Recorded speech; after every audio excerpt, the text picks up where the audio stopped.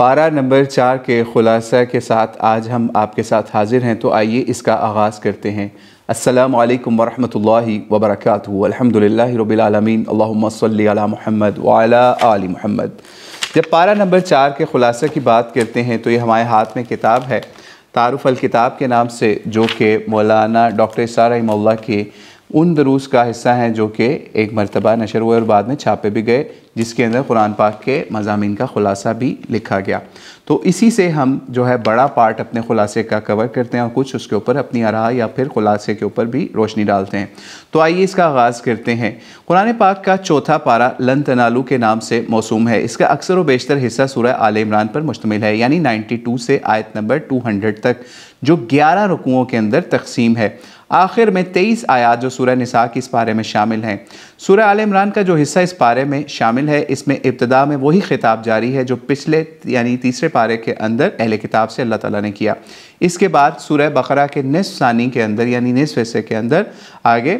گفتگو امت مسلمہ سے ہو رہی ہے، اور اس کے آل عمران کے پورے 10 رکوع امت محمد صلی اللہ علیہ وسلم پر خطاب سے مشتمل ہے۔ اور اس کا اب خطاب کا آغاز ہی اگر آپ دیکھیں تو لن تنالوا البر بعد اعوذ باللہ من الشیطان الرجیم لن تنالوا البر حتی تنفقوا مما تحبون وما تنفقوا من شیء فإن اللہ بہ علیم، یعنی آپ ہرگز نیکی کے اندر کمال نہیں حاصل کر سکتے جب تک آپ اس میں سے خرچ نہ کریں جس سے آپ محبت رکھتے ہیں، اور اسی طریقے سے اللہ تعالیٰ آپ جو خرچ کریں اللہ تعالیٰ اس کو جانتے ہیں۔ تو اس سے یہ سمجھ لیجئے انفاق فی سبیل اللہ، اللہ کے راستے میں خرچ کرنے کا بھی یہاں پہ شروع میں ہی چوتھے پارے کے شروع میں بیان آ رہا ہے۔ اور آگے جب آپ چلیں گے نا، جیسے جنگ کا معاملہ ہے، مسلمانوں کی اور وراثت کے معاملات یا پھر ان کے ریاست کے معاملات آگے اس صورت کہ آپ اس پارے کے اندر آ رہے ہیں، تو آپ کو پتہ چلے گا کہ یہ پارے 4 نمبر کا آغاز کس طریقے سے اللہ تعالیٰ نے فرمایا، تاکہ یہاں مالوں کا بہت زیادہ ذکر آگے آئے گا۔ تو اسی طریقے سے جب ہم آگے چلتے ہیں، اسی طریقے سے تقوی کے اوپر اسی پارے کے اندر سورہ آل عمران کے اندر 102 to 103 آیت کے اندر بھی بڑا زور دیا گیا، یعنی یا ایھا الذین آمنوا اتقوا اللہ حق تقاتہ ولا تموتن الا وانتم مسلمون واعتصموا بحبل اللہ جميعا ولا تفرقوا، اس کے اوپر یعنی مسلمانوں کی جمعیت کے اوپر زور دیا، کیونکہ آگے غزوہ احد کا بیان آئے گا تو جمعیت ہی نہیں ہوگی، آپ لوگ آپس میں تتر بتر ہو جائیں گے، تو آپ نے کیا لڑنا ہے؟ تو اس لیے اللہ تعالیٰ کی رسی کو مضبوطی سے تھامنے کا یہاں پہ ذکر آ رہا ہے کہ آپ نے تقوی اختیار کرنا ہے، اور اللہ تعالیٰ کی مضبوطی اسی طریقے سے ہوگی کہ آپ اللہ تعالیٰ کی رسی کو مضبوطی سے تھام کے رکھیں گے۔ یہاں ایک سوال پیدا ہوتا ہے کہ اللہ کی رسی سے مراد کیا ہے؟ چونکہ قرآن مجید کے اجمال کی تفصیل میں نبی الاسلام کا فرض منصبی ہے، یعنی نبی الاسلام کی سیرت ہی اس کا عکاس ہے کہ کیا نبی الاسلام قرآن پاک کی تفسیر بیان کریں۔ لہذا حضور علیہ السلام نے واضح ارشاد فرمایا، ایک طویل روایت ہے، اس کا یہاں پہ مفہوم بیان کیا جا رہا ہے کہ حضرت علی سے مروی ہے کہ اس میں قرآن مجید کی عظمت کا بیان ہے، یعنی اس آیت کے اندر جو حبل اللہ والی آیت ہے، یعنی حبل اللہ والی آیت، تو اس میں آپ علیہ السلام نے فرمایا اس روایت کے اندر کہ ہوا حبل اللہ المتین، یعنی کہ قرآن ہی اللہ کی مضبوط رسی ہے، گویا اس کو مضبوطی سے تھامنا اللہ کے دامن سے وابستہ ہو جانے کا طریقہ ہے۔ اس کے بعد سورہ مبارکہ میں یعنی سورہ آل عمران میں زیادہ سے زیادہ شرح و بسط کے ساتھ غزوہ احد کے معاملات کے اوپر یا واقعہ کے اوپر تبصرہ کیا گیا۔ اگرچہ نبی الاسلام کی حیات طیبہ میں کفار کے ساتھ پہلا تصادم بدر ہے، لیکن قرآن مجید کی اس سورہ کے اندر سمجھ لیجئے احد کا بیان پہلے آ رہا ہے، جو اگر ہم دیکھیں تو سورہ انفال کے اندر بدر کا بیان آتا ہے۔ تو ترتیب مصحف میں جس جنگ کا ذکر مل رہا ہے یہاں پہ وہ غزوہ احد ہے، اور یہ 3 ہجری میں پیش آیا۔ تو غزوہ بدر کے برعکس اس میں مسلمانوں کو شکست ہوئی، تو اس کے اندر 70 صحابہ کا کیونکہ شہادت ہوئی، تو اور نبی الاسلام کو بھی کافی زخم بھی آئے، ٹھیک ہے، اس کا بھی ذکر یہاں پہ آ رہا ہے، اور اسی جنگ کے تھرو مسلمانوں کو اس صورت کے ذریعے سے اللہ تعالیٰ نے متنبہ کیا کہ اگر آپ اللہ تعالیٰ کی اطاعت نہیں کریں گے اور رسول اسلام نے جس طرح سے آپ کو اللہ کی اطاعت کرنے کا حکم دیا ہے وہ آپ نہیں کریں گے، جنگ کے اندر بھی آپ وہ معاملہ نہیں کریں گے جیسے تیر اندازوں نے کیا، تو آپ کو بہت زیادہ زخم اور آپ کو شکست کا سامنا کرنا پڑ سکتا ہے۔ اور اسی کے اندر سمجھ لیجئے اللہ تعالیٰ نے منظر اس طرح سے بھی کھینچا جس کا یہاں مفہوم بیان کیا جا رہا ہے یا خلاصہ، کہ مسلمانوں کو ان کی کمزوریوں سے آگاہ کیا گیا کہ اللہ نے جو تم سے وعدہ کیا تھا اس کو پورا کیا گیا، اور اب تم نے بھی جو وعدہ کیا اس کو پورا کر دکھاؤ۔ جب تم آغاز جنگ میں یعنی احد میں کفار کو قتل کر رہے تھے اور گاجر مولی کی طرح کاٹ رہے تھے، لیکن پھر تم نے کمزوری دکھائی اور نبی کریم صلی اللہ علیہ وسلم کے حکم کی خلاف ورزی کی، تو اس جگہ پہ جو 50 تیر اندازوں والا معاملہ تھا اس کی تاکید کے ساتھ کہا گیا کہ اس وجہ سے آپ کو بہت زیادہ نقصان بھی کمزوریوں کی وجہ سے آپ کو اٹھانا پڑا کہ آپ نے اطاعت کے اندر کمزوری دکھائی۔ اور پھر یہ بھی کہا گیا وَتِلْكَ الْأَيَّامُ نُدَاوِلُهَا بَيْنَ النَّاسِ، یعنی آل عمران آیت نمبر 140 کے اندر، کہ ہم ان دنوں کو، یعنی دن جو ہوتے ہیں آپ کا جو معاملہ ہوتا ہے اس کو لوگوں کے اندر الٹ پلٹ کرتے ہیں۔ یعنی پتہ یہ چلا کہ آپ اگر فتح ہوگی بدر کے اندر تو ضروری نہیں ہے کہ احد کے اندر بھی آپ کی فتح ہوگی۔ یہ سب چیزیں جو ہیں آپ کی لنکڈ ہیں کہ آپ کس طریقے سے اپنے نبی کی اطاعت کے اوپر جاتے ہیں۔ اور یہ بھی کہا گیا اس کے اندر، اسی پارے کے اندر سورہ آل عمران کے آخری حصے کے اندر، کہ سمجھ لیجئے کہ عارضی جو شکست آپ لوگوں کو ہوئی ہے اس سے تمہیں بددل نہیں ہونا۔ کفار کو دیکھو، مشرکین کو دیکھو کہ ان کے ساتھ کیا معاملہ بدر کے اندر ہوا تھا، اور اب آپ کو یہ زخم لگا ہے تو آپ نے اس کو بھی صبر اور ہمت کے ساتھ اس کو جھیلنا ہے۔ پھر اسی طریقے سے آگے بھی کہا گیا کہ اگر تمہیں کوئی یہ زخم لگا ہے تو تمہارے دشمنوں کو بھی ایسا لگ چکا ہے، لہٰذا تمہیں بددل نہیں ہونا چاہیے۔ اپنی صفوں کا جائزہ لیں اس حوالے سے، ٹھیک ہے۔ اس سورہ مبارکہ کا جز ثانی اکثر و بیشتر غزوہ احد کے حالات پر مشتمل ہے، یعنی سورہ آل عمران کی بات ہو رہی ہے، اور اس میں مسلمانوں کی ہدایات بھی مزید اس کے اوپر کی گئی کہ ہم تمہارا امتحان لیں گے، مشکلوں میں، آزمائشوں میں مبتلا کر کے دیکھیں گے کہ حقیقتاً اللہ کو ماننے والے کون ہیں، کون ہے واقعتاً آخرت کے جاننے ماننے والے، کون ہے اللہ کے اس دین کے لیے اپنا تن من دھن سب کچھ نشاور کرنے والے۔ اگر یہ آزمائشیں نہ آئیں تو کھوٹے اور کھرے میں تمیز کیسے ہو، اس کا بیان بھی اسی سورہ آل عمران کے اندر پارہ 4 کے اندر آ رہا ہے۔ اور پھر کون ہے منافق، کون واقعی اللہ اور اس کے رسول کا عاشق ہے، اور کون صرف جھوٹ موٹ کا مدعی ایمان ہے، یعنی کس نے ایمان کا دعویٰ جو ہے جھوٹ کی بیس پہ کیا ہے۔ اور اس موضوع پر سورہ آل عمران کی یہ آیات بڑی جامع بھی ہیں اور انتہائی حقیقت یا حکمت انگیز بھی ہیں، جو کہ ایک خزانے کی حیثیت رکھتی ہیں۔ پھر سورہ مبارکہ سورہ آل عمران کے آخری رکوع سورہ بقرہ کے آخری رکوع کی طرح بھی بہت جامع ہے، یعنی اس حوالے سے کہ مومنین اور صادقین، بلکہ صحیح تر الفاظ میں صدیقین کے ایمان، یعنی وہ سلیم الفطرت لوگ جو صحیح العقل اور اس کائنات کے مشاہدے سے، آفاق و نفس، آیات خداوندی کے مشاہدے سے اللہ تعالیٰ کو پہچانتے ہیں، ان کا ذکر بھی یہاں پہ آ رہا ہے کہ یہاں تک فرمایا گیا ربنا ما خلقت ھذا باطلا، یعنی آیت نمبر 191 سورہ آل عمران کے اندر فرمایا گیا کہ اے ہمارے رب، تو نے یہ سب کچھ بیکار اور عبث نہیں پیدا کیا۔ یعنی کہ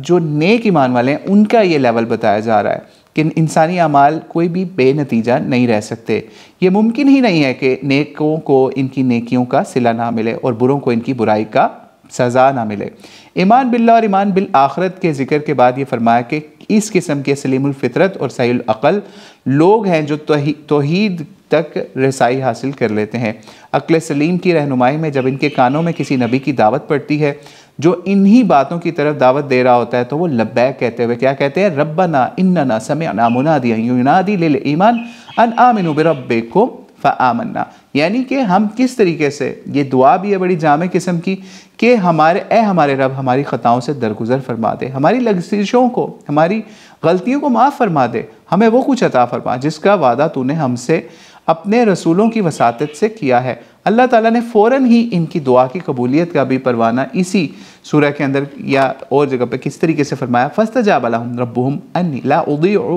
عمل منکم من ذکر او انثی بعضکم من بعض، یعنی ان کی دعا قبول فرما لی ان کے رب نے کہ میں کسی عمل کرنے والے کے کسی عمل کو ضائع نہیں کرنے والا، خواہ وہ عمل کرنے والا مرد ہو یا عورت۔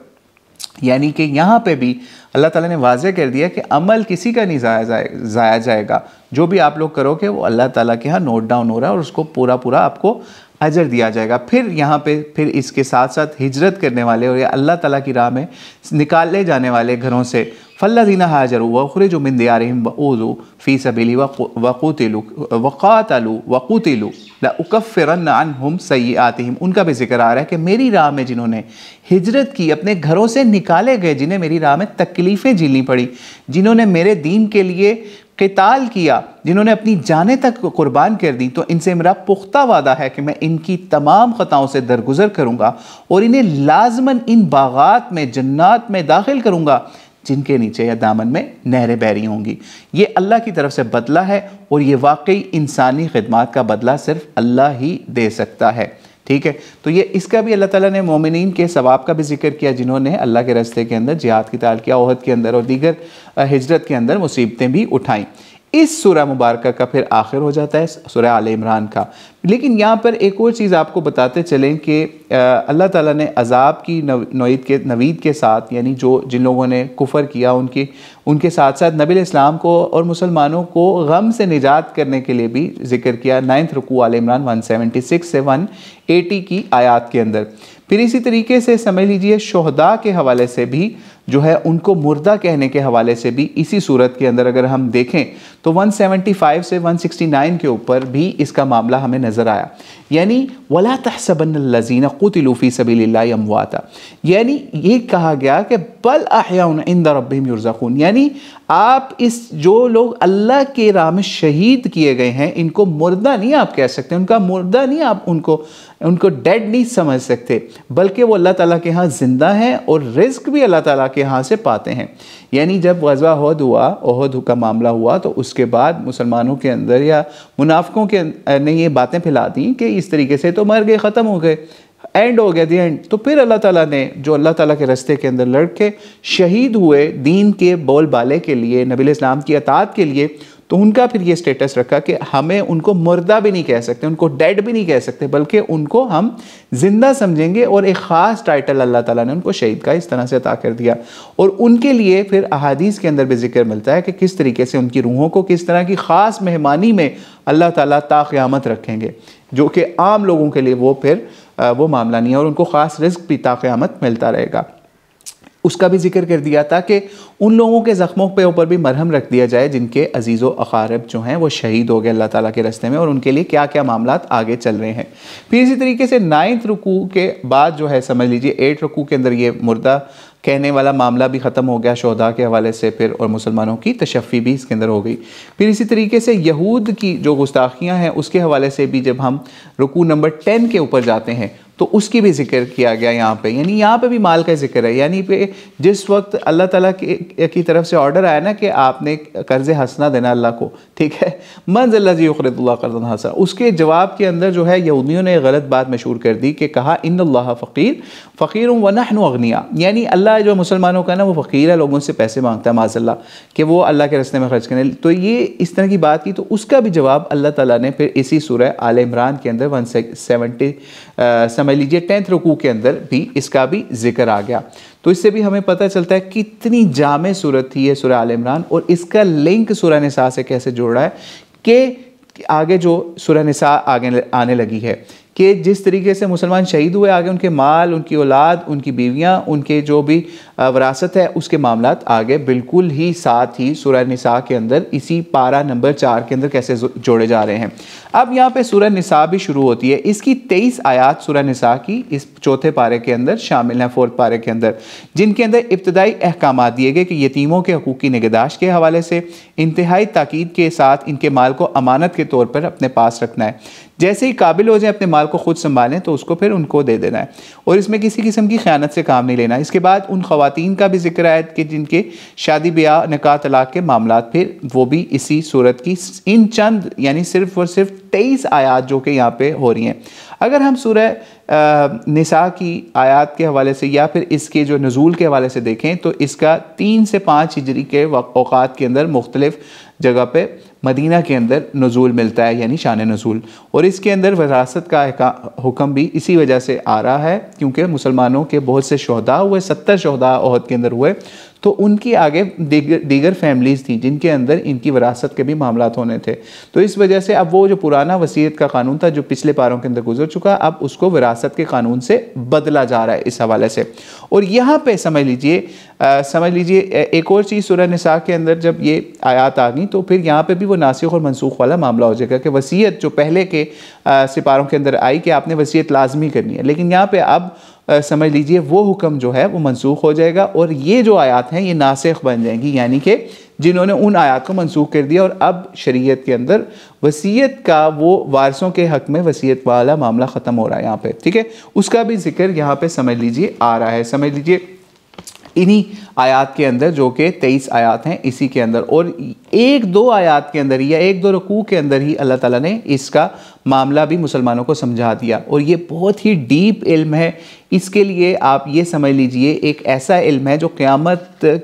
سے پہلے سب سے پہلے جو علم اٹھایا جائے گا زمین سے وہ وراثت کا یا فرائض کا ہی علم ہوگا، تو اس کو لازمی سیکھنا چاہیے، اور یہ ہر بندے کے بس کا لوگ نہیں ہے کہ اس کو وہ سیکھ سکے۔ تو اللہ تعالیٰ سے دعا ہے اللہ تعالیٰ ہمیں بھی اور آپ کو بھی اس علم کو سیکھنے والا بنائے۔ اس کا بھی ذکر سورہ نساء کی انہی آیات کے اندر آ رہا ہے۔ پھر اس طریقے سے اگر ہم دیکھیں سورہ نساء کے تعارف کے حوالے سے تو 176 آیات ہیں، کچھ حصہ 23 آیات ادھر آ گئیں یعنی چوتھے پارے کے آخر میں، پھر 5واں پارہ تقریباً پورا جو ہے وہ سورہ نساء کے اوپر مشتمل ہے، پھر آگے چلتے ہوئے ایون چھٹے پارے کو بھی 6 پارے کو بھی سورہ نساء ٹچ کر رہی ہوتی ہے۔ تو بہرحال یہ بھی قرآن پاک کی طویل ترین اور جامع ترین صورتوں میں سے ایک ہے۔ اور پھر اسی طریقے سے سورہ نساء کی آیت نمبر 23 کے اندر جو ہے ان حرام رشتوں کا ذکر آ گیا جن سے آپ کا نکاح بھی نہیں ہو سکتا۔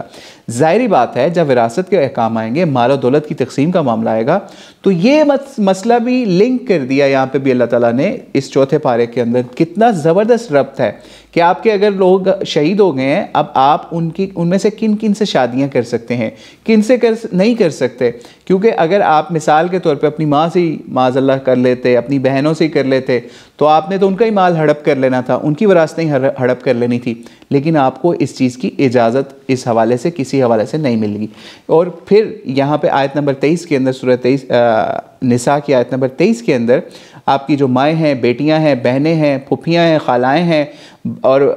بھائی کی لڑکیاں، بہن کی لڑکیاں، رضاعت والی مائیں، دودھ شریک بہنیں، ساس پرورش کردہ لڑکیاں جن کی مائیں جو ہیں آپ کے رشتے میں ہیں، یا بیٹیوں کی بیویاں، ٹھیک ہے، یعنی جو آپ کے بیٹے ہیں ان کی بیویاں، یا 2 بہنوں کو نکاح میں جمع کرنا، یہ سب جو ہے رشتے آپ کے اوپر حرام کر دیے گئے کہ آپ ان سے اب نکاح نہیں کر سکتے۔ تو آپ کو اس سے بھی پتہ چلے گا کہ کس طریقے سے چوتھے پارے کے اندر 4 پارے کے اندر اللہ تعالیٰ نے کس طریقے سے معاملات کو کور کیا، یعنی شروع کیا کس طریقے سے کہ آپ کو جو ہے اللہ کے راستے میں خرچ کرنا ہے بہترین چیز سے، پھر احد آ گیا، اس کے اندر بھی خرچ والا معاملہ، پھر اس کے بعد وہ لوگ جو ان کی ڈیتھس ہو گئیں، وہ شہید ہو گئے، ان کے شہادت کے اوپر ان کو آپ مردہ نہیں کہہ سکتے، پھر ان کی وراثت کی تقسیم کا معاملہ چوتھے پارے کے اندر، پھر ان وراثت کی تقسیم کے ساتھ ساتھ آپ کو یہ بھی بتا دیا گیا کہ کن لوگوں سے آپ نکاح بھی نہیں کر سکتے، پھر اسی طریقے سے یہ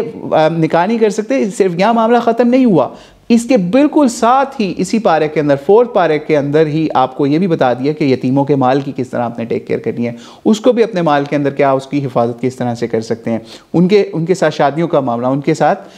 دیگر معاملات بھی آگے۔ پھر ایک بہت موسٹ امپورٹنٹ تھنگ جو کہ اس پارے کے اندر اسی 4 پارے کے اندر کور کی گئی اللہ تعالیٰ کی طرف سے مسلمان امت کے لیے، کہ اس طریقے سے آپ کو 4 شادیوں کی بھی اجازت مل گئی، اور اس کا بھی کانٹیکسٹ آپ کو پتہ چل گیا یہاں پہ کہ احد کے بعد بہت زیادہ شہداء، ان شہداء کی بیواؤں کو جو ہے کون سپورٹ کرے گا، جو 1 2 2 3 3 4 4 شادیاں کر کے وہ اس طریقے سے ان شہداء کی عورتوں کو بھی مسلمانوں کو سپورٹ کرنے کے لیے ایک آرڈر آ گیا۔ اس سے بھی ہمیں یہ پتہ چلتا ہے کہ قرآن پاک کا 4 پارہ اس کے اندر اللہ تعالیٰ نے کس طریقے سے جامع احکامات نازل کیے غزوہ احد اور وہ باقی جو معاملات، اور آخر میں کس طریقے سے آپ کے رشتے کا بھی معاملہ کہ آپ کن کن سے شادی کر سکتے ہیں، کن کن سے نکاح نہیں کر سکتے، وہ بھی ہم نے آپ کے سامنے آج رکھ دیے۔ تو اللہ تعالیٰ سے دعا ہے اللہ تعالیٰ ہمیں قرآن پاک کو سمجھ کر سیکھ کر اس کے اوپر عمل کرنے والا بنائے، اور جو ہم نے باتیں کی اس میں اگر کوئی غلطی ہوگی تو اللہ تعالیٰ اس کو معاف فرمائے۔ واللہ اعلم بالصواب۔ السلام علیکم ورحمۃ اللہ